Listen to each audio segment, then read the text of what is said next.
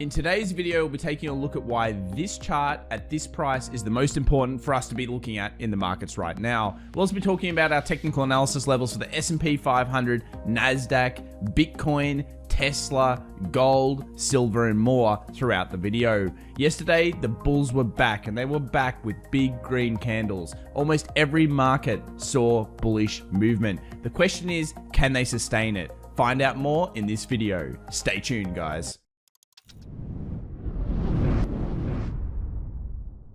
Okay, let's have a look now, as we like to do, at the heat map for the Monday session. And you can see here, it was all about semiconductors. Nvidia, I'm reading here, 10.21%. Phenomenal movements across the semiconductors yesterday. And they have been a good leader for technology. If you see them running through, everything else tends to come through as well. Tesla as well, 5.13%, very strong day for Tesla. And when we start to look around the actual indices, you'll notice it was led by tech. Little bit of a sell-off near the close, but overall technology very, very strong with the Nasdaq. We kind of thought as a community this would happen. I think you guys have been really, really good at picking these, and we've found some good levels. So Nasdaq, we were on this one. We were certainly on board the train for the green side. And then of course we had the SP 500, IWM, which is the Russell, and Dow Jones lagging behind. Nothing really new to see there when we start looking at it.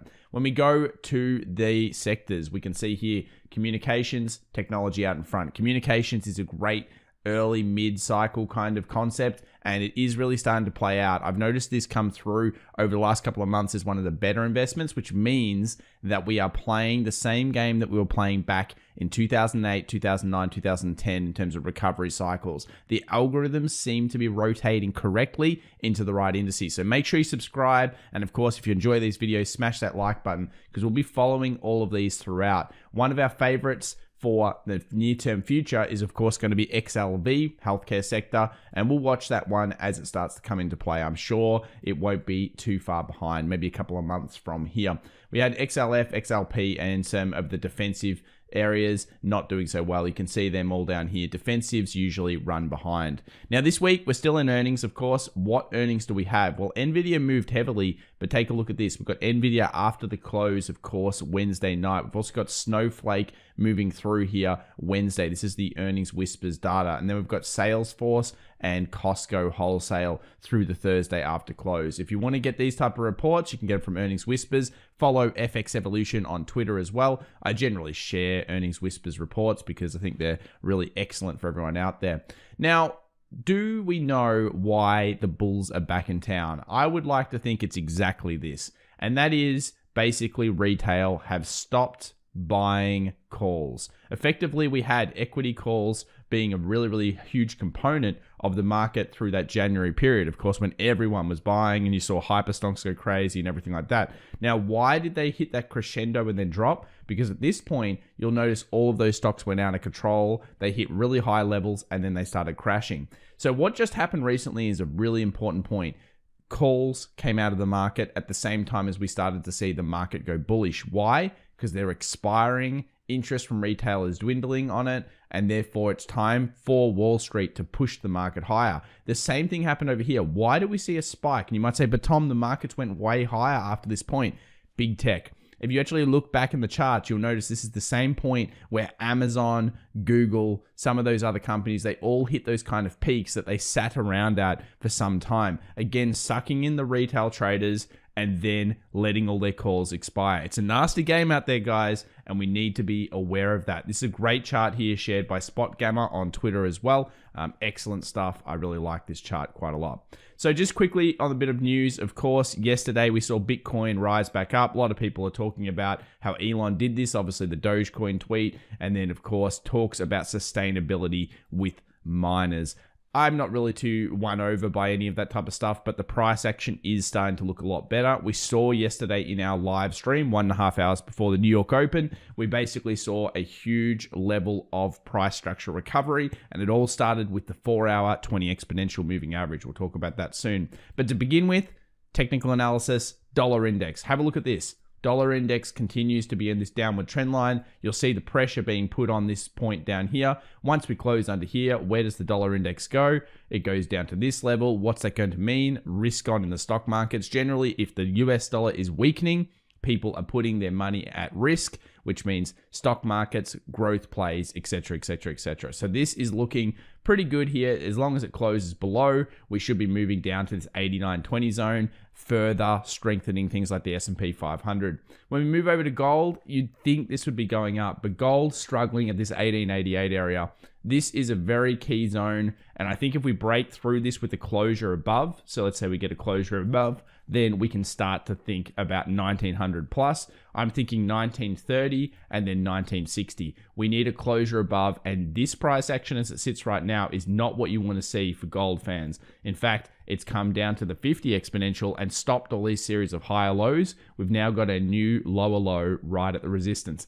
Not great when you're talking about gold. We have to see more. I'm looking for an 1888 plus closure breakout before I jump back into this market. Move over to silver quickly. Similar thing with silver, trapped within a zone. We have the $28 as the target here. We want to get a closure above 28.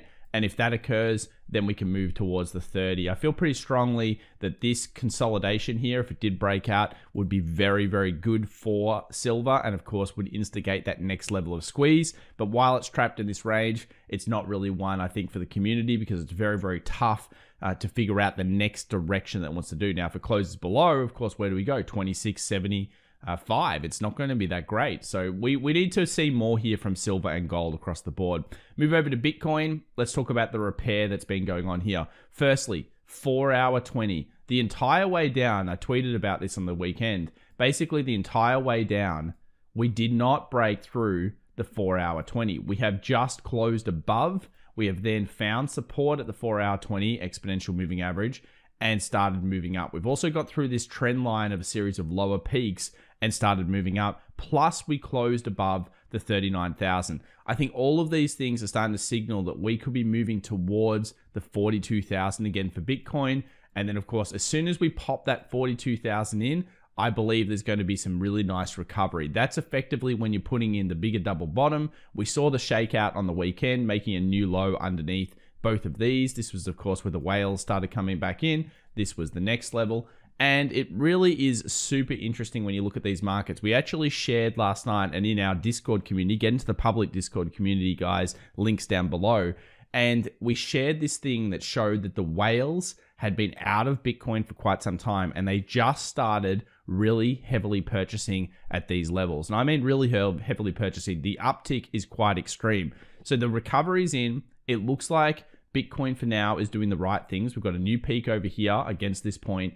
And I'm looking to see the resumption of some uptrend action really coming through at 42,000+ close. We need an 8-hour close plus above this zone, and I'll feel very comfortable that the bottom is in at that point for at least the shorter term on Bitcoin. Let's move over to the stock markets because a lot of interest was coming back in there. Great news for Tesla holders. We closed above 600. Well done, Tesla guys. You finally got a nice green day. You've been waiting a long time for this one. Closure through is strong. What that means is, of course, now we can move towards the next level. Where's the next level? 666. The devil number, that's previous support. And then when it closed through there, we went all the way down to where we are now. So Tesla might have some decent percentages on it here. Let's have a think about this. What is this? About 10% up to the next level if it continues to want to go bullish. Why do I think it could do that? It's all down to this structure. We had resistance found, closure breakout. So we might see like a little pullback and then a movement up into the 666, or like Tesla likes to do, maybe it just completely slingshots to that level. It does look bullish for the first time ever. This is not, again, a great trade or a great level, but it is the type of thing that I'd be looking at on the markets, and it's the way that I would break it down. Support, resistance, closure out. It makes sense to me. Let's move over to US oil now. US oil definitely had a great day. Look at the daily here, straight back up into this 66.50. I'm looking for a closure above this zone, and I think that will resume further bullish pressure in the energy sector for what I think is one of its last moves up to the 75-76 area. That would be phenomenal stuff if oil can get up there. So I'm looking for this level to break. We'll continue to follow it on the channel. We'll move over here to US 100, the Nasdaq. What a beautiful trade, guys. We saw this come through live in the stream. We were feeling really bullish. You know, I felt bullish ever since we got through this one, and the reasons are clear. Bottom in at this point. I didn't really think that this would be a failure. It's too good technical analysis. Support, support, resistance, resistance, resistance. I think the community was on this. You guys know what's up, and you guys know that the next level is going to be around this 13.8. So 13,800 for the Nasdaq is going to be that resistance. Why? Because we've got support, support, resistance, and then we're going up fairly heavily into this. So I expect something like this to occur, and then hopefully we continue up. Usually when you put a bottom like this in, it does go on to make new highs. Now, that's not always the way it does. And when I mean make new highs, I mean smash off the previous peaks. But it's a good indicator that the market is ready for the next move. It may seem ridiculous, but that's the type of thing that you're looking for in these markets. And a lot of people say, oh, but Tom, we didn't get a correction. I think that 8% on the Nasdaq during any normal year would be a correction. This is very standard. We're about to get a 2050 cross where the 20 exponential is about to cross the 50. Things are looking and way better in the markets. And I think overall, this is looking strong. If we go over to the QQQ, again, you look at this weekly, it makes sense. Weekly 20, weekly 20, weekly 20, weekly 20, double rejection here on the QQQ, which is the Nasdaq anyway. And we go down again to something like the 4 hour, and you'll see here, very strong price action. Again, the same problems are up here around this 335, which will be equivalent on the Nasdaq for that level. But if we can get through that level, then we go up to the 342.